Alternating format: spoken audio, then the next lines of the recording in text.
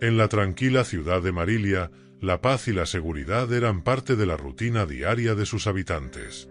Pero todo cambió cuando un misterioso asesino comenzó a acechar las calles, dejando un rastro de cuerpos y una atmósfera de terror que envolvía cada rincón.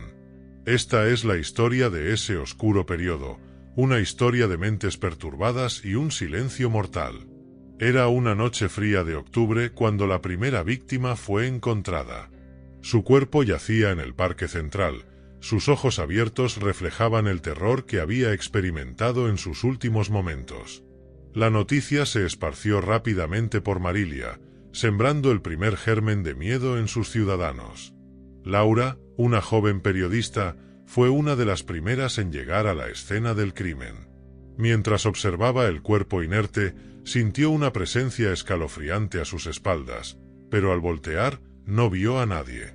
Sin embargo, la sensación de ser observada no desapareció, quedándose con ella incluso mientras escribía su artículo en la redacción. Con cada noche que pasaba, el asesino se volvía más audaz. Sus métodos eran meticulosos, casi artísticos, dejando pocas pistas pero un mensaje claro: nadie estaba a salvo. Laura, intrigada y aterrorizada a partes iguales, se sumergió en la investigación, convencida de que encontrar al asesino sería su gran historia. Mientras investigaba, Laura comenzó a notar patrones. Los asesinatos seguían una especie de lógica retorcida, una danza macabra que solo ella parecía entender. Sus noches se llenaron de pesadillas y su paranoia creció. La sombra que había sentido aquella primera noche parecía seguirla a todas partes. Una noche, mientras Laura revisaba viejos expedientes en su apartamento, sintió nuevamente esa presencia. Levantó la vista y, a través de la ventana, vio una figura oscura mirándola fijamente. El rostro estaba en sombras, pero los ojos, aquellos ojos fríos y calculadores, la paralizaron. Llamó a la policía, pero cuando llegaron, la figura había desaparecido. Este evento la llevó a una verdad inquietante. El asesino no solo conocía sus movimientos, sino que también la estaba eligiendo como su próxima víctima. Laura comenzó a recibir mensajes encriptados y cartas sin remitente, todas firmadas con una simple palabra: observador. Cada carta contenía fragmentos de información sobre los asesinatos y un retorcido sentido del humor. El juego del gato y el ratón había comenzado, y Laura estaba atrapada en el centro. Consultó a un psicólogo criminal, el Dr. Sánchez, quien le advirtió sobre el peligro de adentrarse en la mente de un asesino. Sin embargo, Laura estaba decidida a desentrañar el misterio, incluso si eso significaba arriesgar su propia cordura. El asesino aumentó su frecuencia de ataques, como si supiera que Laura estaba cerca de descubrir su identidad. Una noche, Laura recibió una llamada de un testigo que afirmaba tener información crucial. Sin embargo, al llegar al punto de encuentro, encontró solo una trampa mortal. Laura fue atacada, pero logró escapar con heridas menores. Este encuentro reforzó su determinación y su miedo. Entendió que el asesino no solo estaba jugando con sus víctimas, sino también con ella, un juego macabro donde solo uno podía ganar. A través de sus investigaciones, Laura finalmente encontró un nombre: Víctor Ruiz, un ex policía con un historial de problemas psicológicos. Víctor había desaparecido meses antes de que comenzaran los asesinatos, y todo apuntaba a que él era el observador. Laura compartió su hallazgo con la policía, pero sabían que capturarlo no sería fácil. Víctor era astuto, y su conocimiento de los procedimientos policiales le daba una ventaja. A pesar de esto, la policía montó un operativo para atraparlo. En una noche lluviosa, Laura y la policía encontraron a Víctor en un viejo almacén abandonado. El enfrentamiento fue intenso y lleno de tensión. Laura, armada solo con su valentía y un grabador, se enfrentó a Víctor, quien la miraba con aquellos ojos fríos y calculadores. «Siempre supe que llegarías hasta aquí», dijo Víctor con una sonrisa macabra. «Eres como yo, Laura. Observas, calculas, disfrutas del juego». Pero Laura no estaba dispuesta a caer en su juego. Con la ayuda de la policía, lograron someter a Víctor y detener su reinado de terror. Víctor fue encarcelado, pero el eco de su presencia aún resonaba en Marilia. La ciudad intentó volver a la normalidad, pero el miedo había dejado una cicatriz profunda. Laura, aunque marcada por la experiencia, encontró consuelo en el hecho de que había ayudado a detener a un monstruo. Sin embargo, en las noches más silenciosas, a veces sentía que aquellos ojos aún la observaban desde la oscuridad, recordándole que el verdadero terror no siempre se puede encerrar. El viento soplaba frío a través de las calles vacías de Marilia, arrastrando consigo las hojas secas y susurrando historias de miedo. Los habitantes, aunque intentaban seguir con sus vidas, no podían evitar mirar por encima de sus hombros, temerosos de lo que podría estar acechando en las sombras. La paz había sido sustituida por una constante sensación de inquietud, un recordatorio de que el peligro aún podía estar presente. Laura, ahora con fama por su valiente cobertura del caso, seguía trabajando en el periódico local. Sin embargo, las secuelas de su encuentro con Víctor Ruiz no desaparecieron fácilmente. Cada noche, antes de dormir, revisaba las cerraduras y miraba por la ventana, buscando aquellas sombras que antes la habían atormentado. Sabía que el miedo que sentía no era irracional, era una señal de su instinto de supervivencia. Los días pasaban y Laura intentaba reconstruir su vida. Se unió a un grupo de apoyo para víctimas de traumas violentos, buscando consuelo en las historias de otros que habían pasado por experiencias similares. Aunque las sesiones eran dolorosas, también le proporcionaban una sensación de comunidad y entendimiento que antes le había faltado.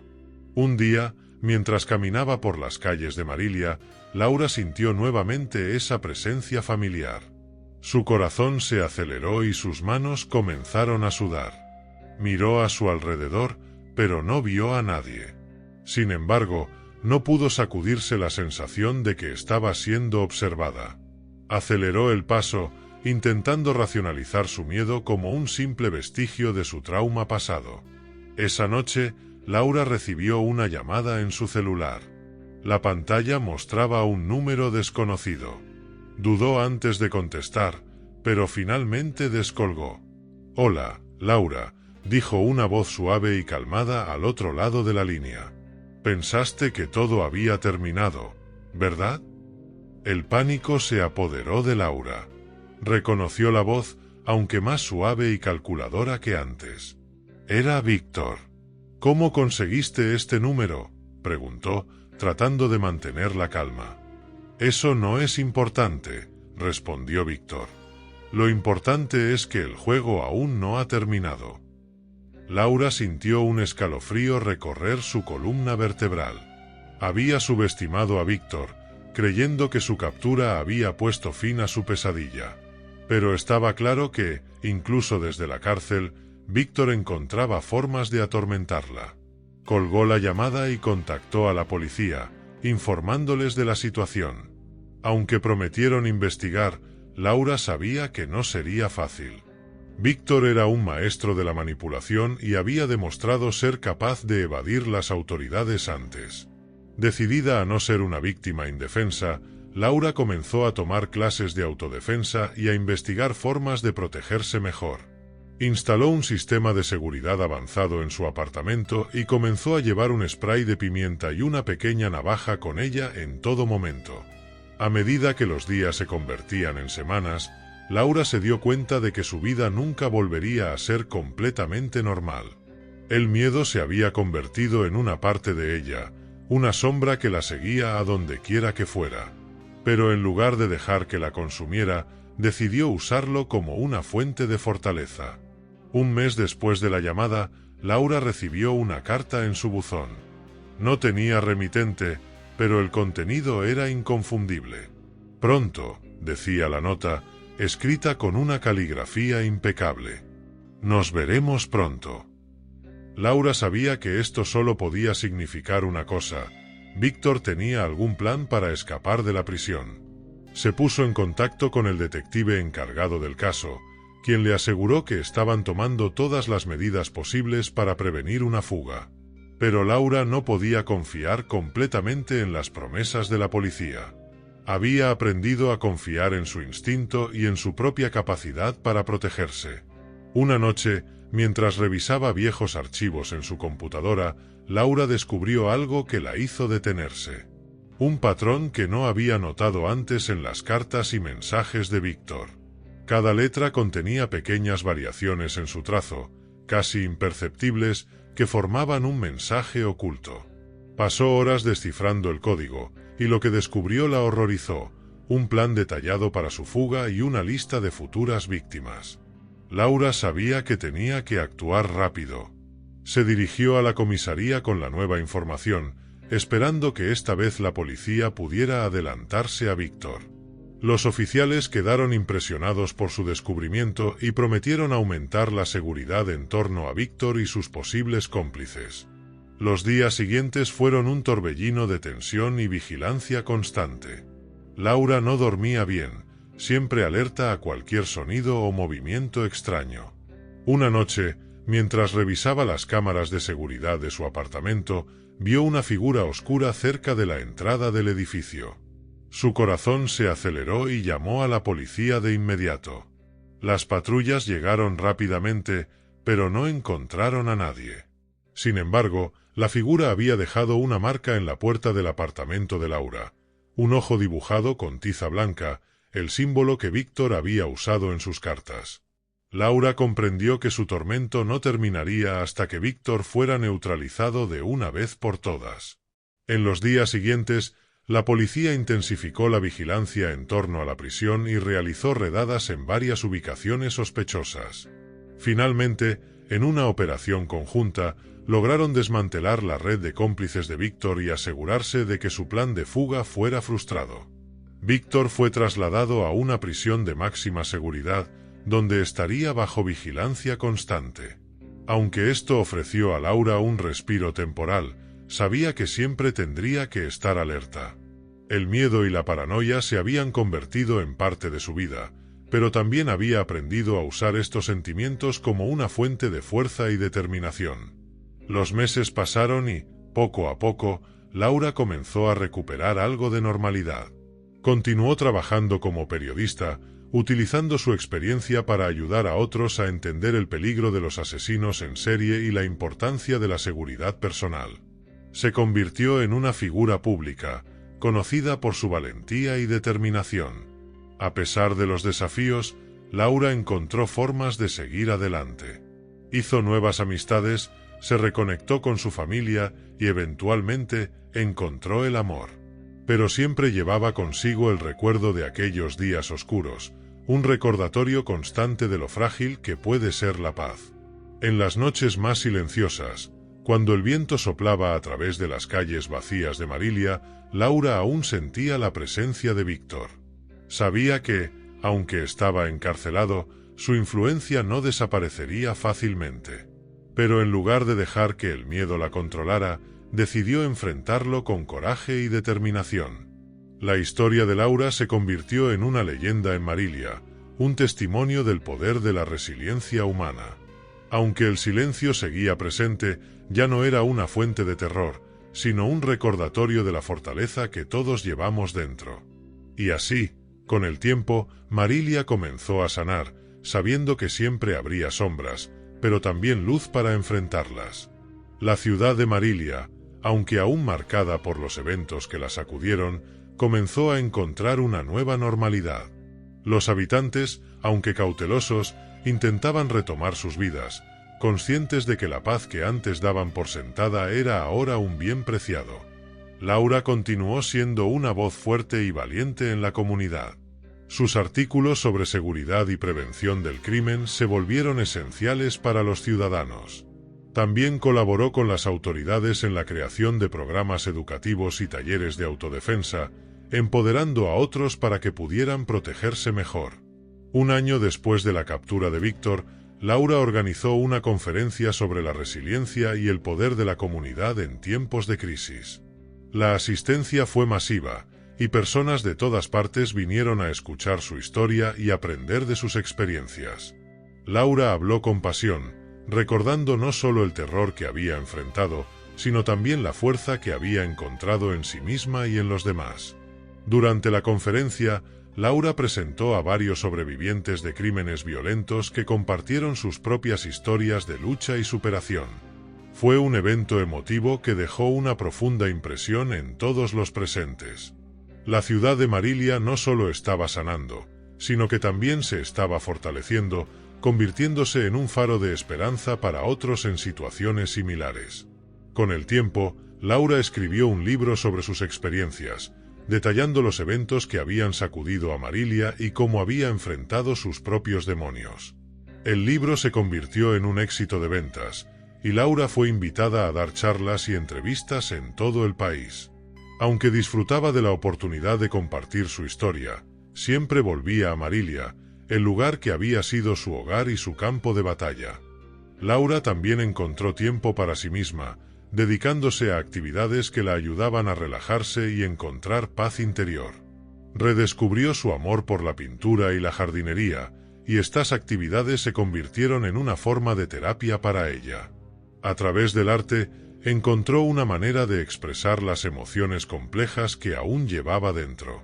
En una de sus caminatas matutinas por el parque, Laura conoció a Miguel, un exmilitar que había pasado por sus propias pruebas. Los dos conectaron instantáneamente, y con el tiempo, su amistad se transformó en algo más profundo. Miguel entendía los miedos de Laura y la apoyaba incondicionalmente, y juntos comenzaron a construir una vida llena de amor y comprensión. A pesar de los avances, Laura nunca olvidó el impacto de Víctor en su vida.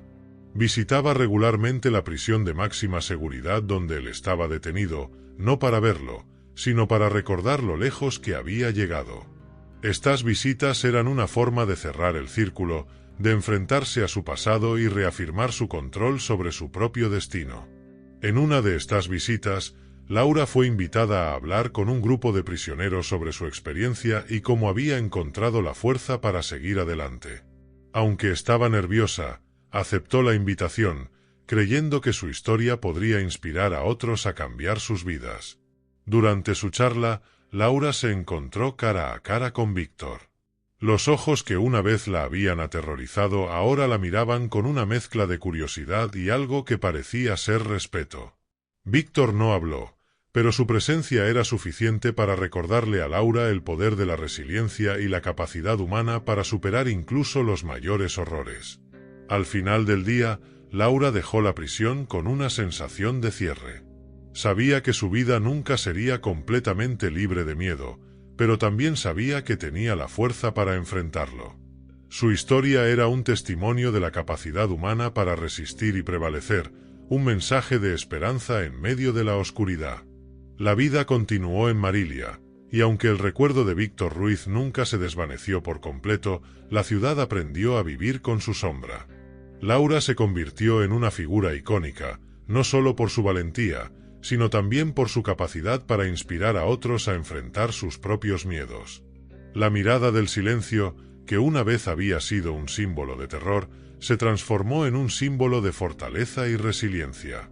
Laura y los habitantes de Marilia demostraron que, aunque el miedo puede dejarnos cicatrices, también puede convertirnos en personas más fuertes y valientes. Y así, con cada nuevo día, la ciudad y su gente encontraron maneras de florecer, recordando siempre que el verdadero coraje reside en enfrentar el silencio y emerger victoriosos.